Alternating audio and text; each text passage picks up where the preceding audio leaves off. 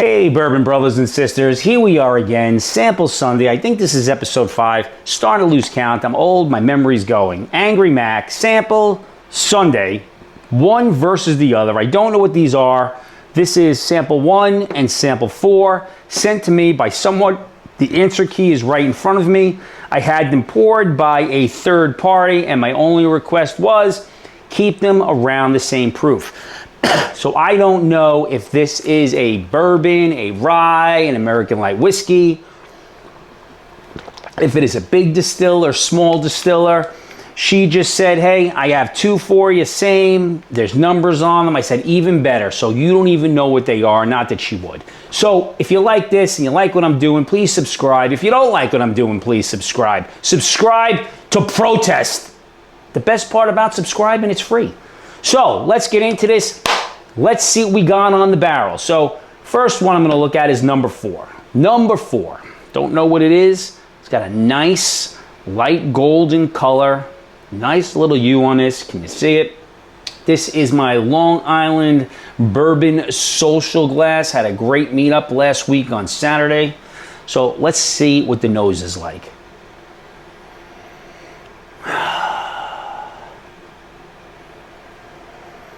Get a little floor on this, almost a perfumey smell, a little mintiness, some cherry, lots of vanilla and caramel.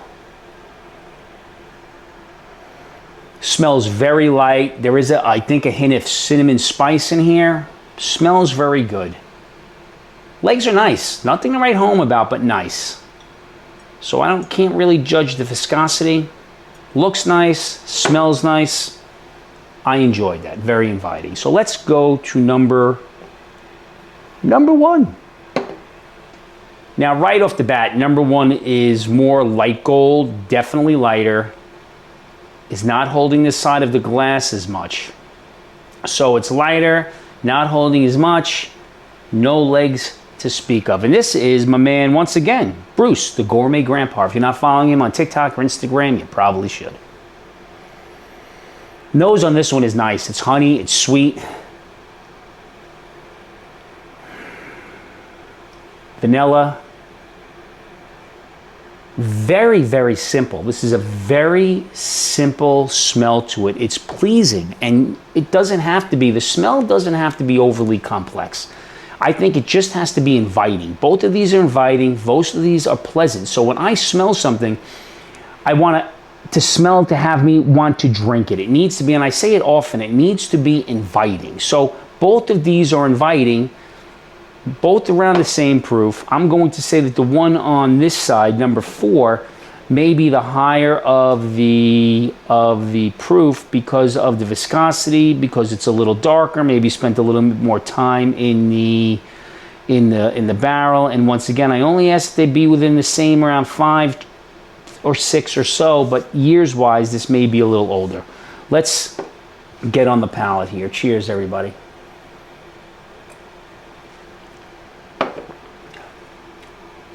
Yeah, nice spices in the front, definitely some cinnamon, lots of brown deep maple sugar. Finish isn't great, finish is light, but a little tingling on the sides of my tongue. Going for another one here.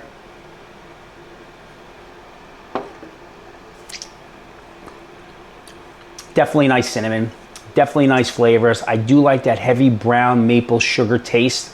That fits to me. Front forward, that's another thing that I really enjoy. This is an excellent pour. I would say this is probably in that 110 to 114 range, because I could taste it on the back end. It's got spice, a little bit of kick, and I'm getting that little tingling on the tongue and the side of my tongue, and a little bit on my cheeks, covering very nicely. More viscous than I thought it was going to be. Very nice drink, very light, but has a dot of a punch, but not overwhelming. All right, let's get to pour number 2. Still smells great, very inviting.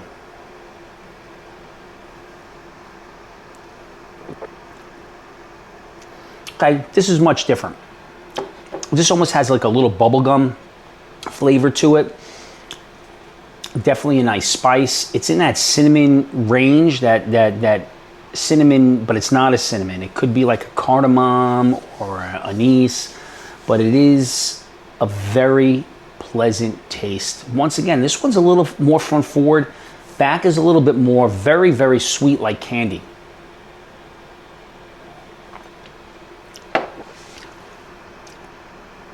I really like it. Nice fruitiness on the front, almost a little citrus, candy-ish. You know what it tastes like a little? There's a little chocolate to it. It tastes like the little chocolate-covered cherries. Just a mildness to it. Spice on the side. Got very interesting flavor. I would say this is probably around the same. This is probably in that. I think that this would be a little lighter than this in the other one because it has a little less punch. I'm going to say this is a max 112, 113, where I think the max on this would be a little higher, maybe 116, 117. This almost has a toasted marshmallow taste to it. Let's give them both one more sip. Once again, very nice. Neither one of these flavor profiles are reminiscent to things that I've had, so I don't know if I have them. I don't know if I have them on my shelf or if I've tried this brand or this particular offering, but they are good. Let's go. It's one more time. Yeah, this is excellent. I like that heaviness on it. I like that more viscosity on it. I like the thickness of it. Try the other one.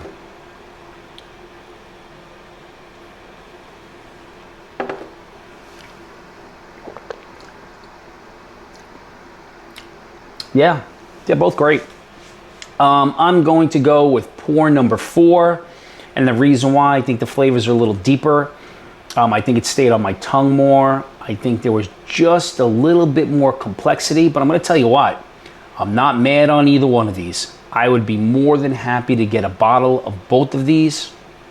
These are just fantastic pours, to be honest with you. I am very lucky that people have been sending me just great pours to try, whether they're local crafts, heritage stuff, legacy stuff, whatever they are. This is fantastic. So let's see who the winner is at number 4. Here is the answer key. And you can see I've had this for a long time. It's all ripped up. I do not have my readers on. But number 4 is...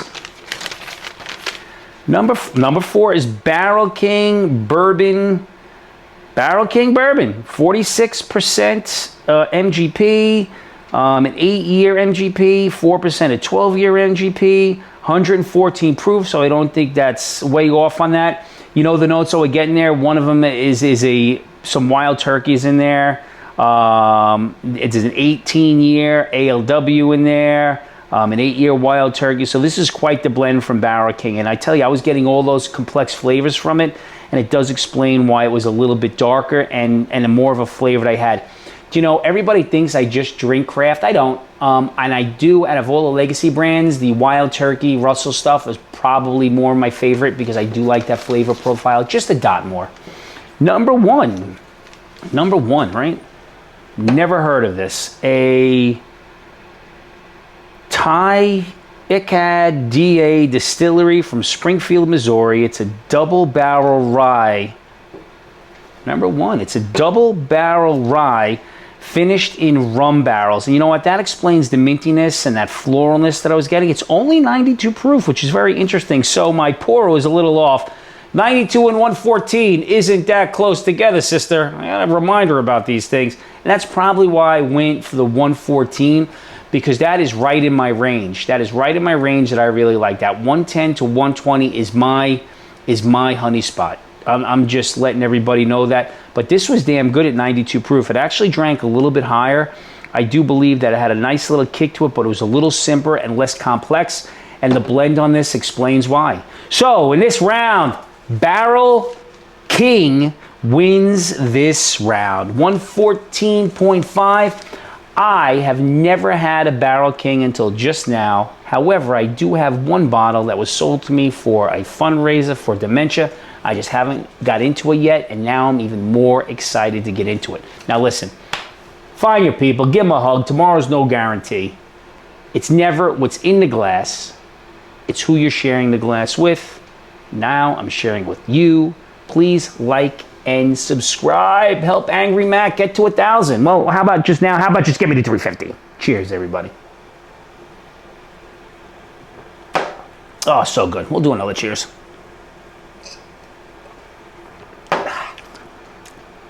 Can't leave good whiskey in the glass. Cheers once again, everybody. Thank you very much.